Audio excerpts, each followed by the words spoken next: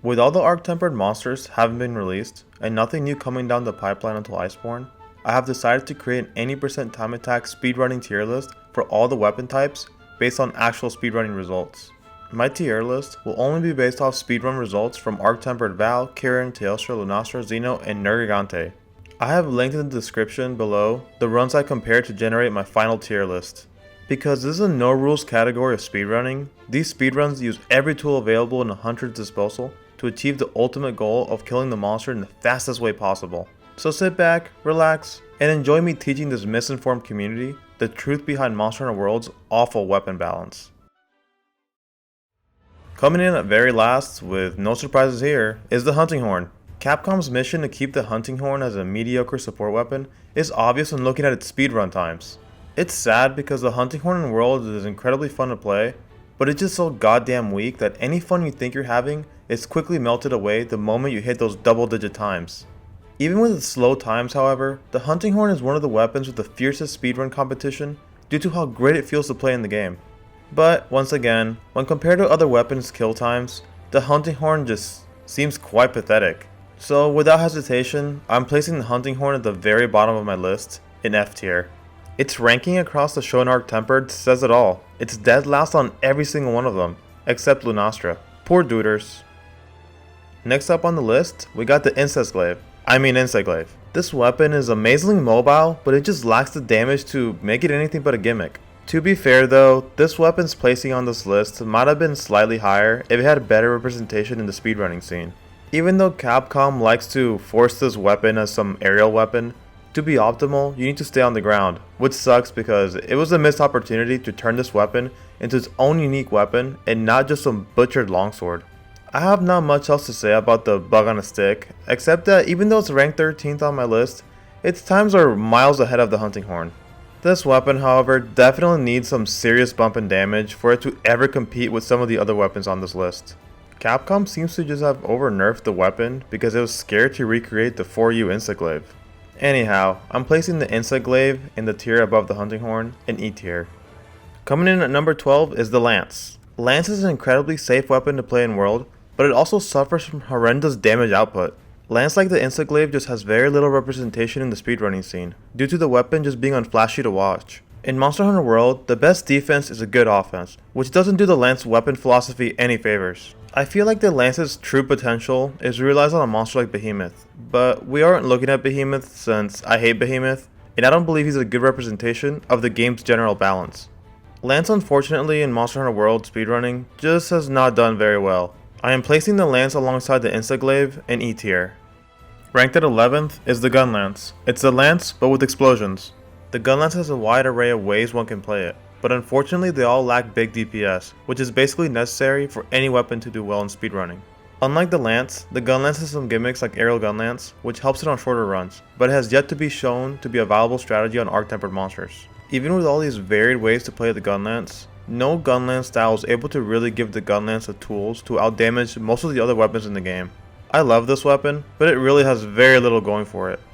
Low mobility and low damage are probably the best ways to describe this weapon. Its speedrun results on arc-tempered monsters shows the weapon's true colors, and that's the color of an E tier weapon. Surprisingly at number 10 is the Switch Axe. Surprising because I actually expected this weapon to perform worse on arc-tempered monsters than the Lance and Gun Lance, but I guess I underestimated the weapon by quite a bit. The Switch Axe, like the Insect Glaive, also faces the crises of feeling like a butchered longsword. The Switch Axe, although fun to watch in speedruns, just doesn't fit into combat's exploitable nature very well. What I mean is that the weapon's moveset seems to be all over the place, and in a game where control and precision are essential, this kind of weapon will just suffer. The weapon's biggest flaws are its lack of defensive options on top of its moveset that locks you into these long animations, which turns it into a higher risk, low reward weapon. Iceborne has already shown to have some changes made to the weapon's axe mode, so maybe that will help out a bit in the DPS department, who knows. Judging from its overall results, I think the weapon belongs in E tier. Coming in at rank 9 is the Sword and Shield. The Sword and Shield surprisingly does well in speedruns, considering the highest damaging move it has, the jumping shield bash, is really hard to hit weak points with. When Monster Hunter World released, many of us thought the Sword and Shield was the worst weapon, outside the Hunting Horn of course, but it seems to have done very well overall. Sword and Shield's synergy with the Clutch Claw in Iceborne Looks interesting, and it might be the break the weapon finally needs in order to climb up the tier list. The sword and shield has noticeably better performance than the other weapons we have just covered, so it earns a spot above the rest in D tier. Next up, in 8th place, we have the dual blades. This weapon seems to perform exactly the same as the sword and shield, having similar rankings across all the arc-tempered monsters. The dual blades in World are not a bad weapon to play, but they just don't seem to beat any other weapon even in their best matchups. I personally don't know much about this weapon, except its slide attack is really good against Nergigante. So yeah, I really don't have anything else to say here. It performs so similar to the sword and shield, it was really hard for me to rank them in any specific order. Oh well. Now reaching halfway through our list, we run into the first ranged weapon, the light bowgun, the best setup weapon in the game. This guy gets completely overshadowed by its big brother, the heavy bowgun, but it has some neat tricks up its sleeve. Like the heavy bowgun, the light bowgun can reach weak points with ease, which allow it to abuse exploits like the Xeno Fly cooldown lock. Its range and great mobility also let it maintain a constant DPS on agile monsters like Karen. The damage output of vanilla light bowgun is actually quite abysmal, but thanks to exploits such as the newly discovered ledge recoil cancel trick and the ground dunk, the light bowgun was able to pull itself from bottom tier into its own tier in the middle of the tier list. The hidden power of the light bowgun can be seen by its placing on the arc-tempered Lunastra and Teostra, which gives you a hint of how powerful this weapon becomes under the right conditions. Due to this hidden beast power that the light bowgun possesses, I am placing it in C tier. Next up, we have the supposed king of KO, the hammer. The hammer is one of the best designed weapons in the game, having one of the most useful toolkits out of all the weapons. It has some bad matchups like Val, and not fully optimized runs against monsters like Arc Xeno and Tio, but this weapon has shown time and time again that it deserves to hang with the best of them. The hammer's toolkit is so useful that it sees both slide and aerial attacks usage in speedruns. The hammer is actually my favorite weapon in Monster Hunter World, and I can't wait to continue smashing monsters' faces with it in the upcoming expansion. Hammer I am placing in B tier. The rank 5 weapon on our list is considered by many as the most broken weapon in all Monster Hunter games. That weapon is the Charge Blade. How far this weapon has fallen through Monster Hunter World's lifespan was really kind of sad. The weapon early on received nerfs, which came to us as a surprise for us, considering the Charge Blade was never anywhere near as good as some of the animals at the front of our list. The Charge Blade did at least get a lucky break at the end though, with the release of the Kulve Teroth Ice Charge Blade. Even though it faced some odd matchups like Karen, Charge Blade speedrunners managed to overcome the matchups with good skillful play. The fact that most of the Charge Blade's DPS is locked behind the SAED seems to have hurt the weapon with the introduction of arc-tempered monsters, due to the addition of their quick unpunishable attacks. I recommend you watch Akantorex's video about why arc-tempered monster design isn't really good game design. The Iceborne changes seem to have focused on helping the Charge Blade overcome its dependency on the SAED, so I hope it ends up varying the Charge Blade playstyle a little bit more. The Charge Blade will join the hammer in B tier. At number 4, we have the most popular weapon in Monster Hunter World, the Longsword. This weapon always seems to get special love from Capcom, and Monster Hunter World is no exception. Great mobility, great offense, great defense, and to top it all off, it synergizes with equipment like the Evasion Mantle.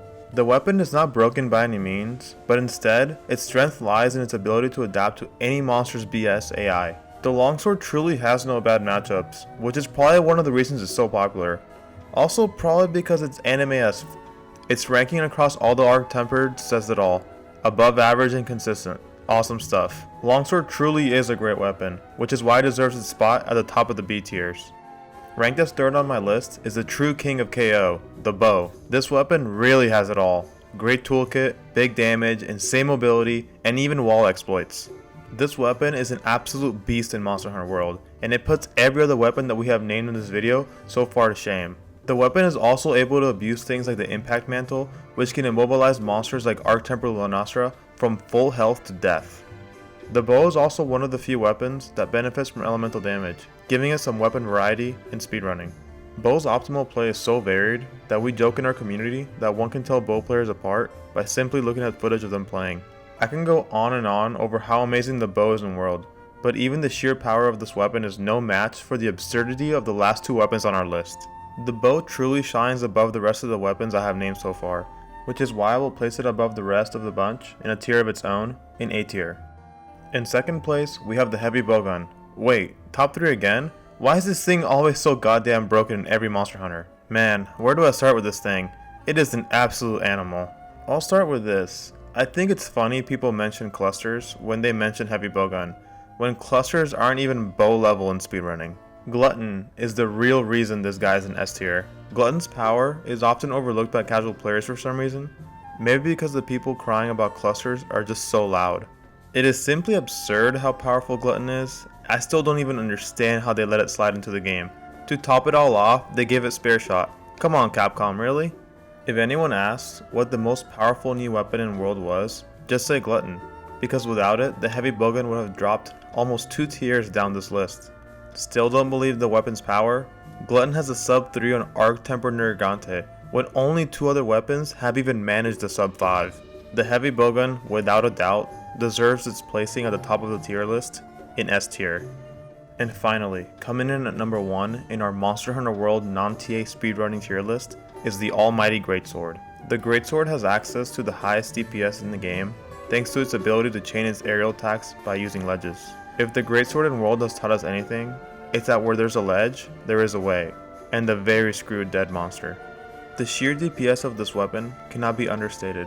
It's absolutely ridiculous the times one can achieve by using aerial Greatsword.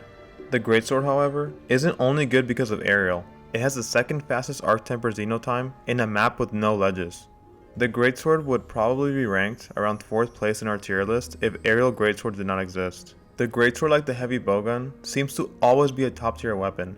Even after aerial Greatsword got nerfed into the ground in Iceborne, it managed to get the fastest time by a mile in front of other weapons on Tigrex in the beta, a testament of the weapon's legacy. The results are clear. The Greatsword is the king of the weapons in the Monster Hunter World non-TA speedrunning. Okay, well, that wraps up my tier list. I hope you all enjoyed this video, and once again, if you're more interested in who achieved these times, I will link the runs I collected in the description below. If you're interested in speedrunning Iceborne, please consider joining our speedrunning Discord. Iceborne is just around the corner, and is an exciting time to get into Monster Hunter speedrunning. Thanks again everyone. Peace.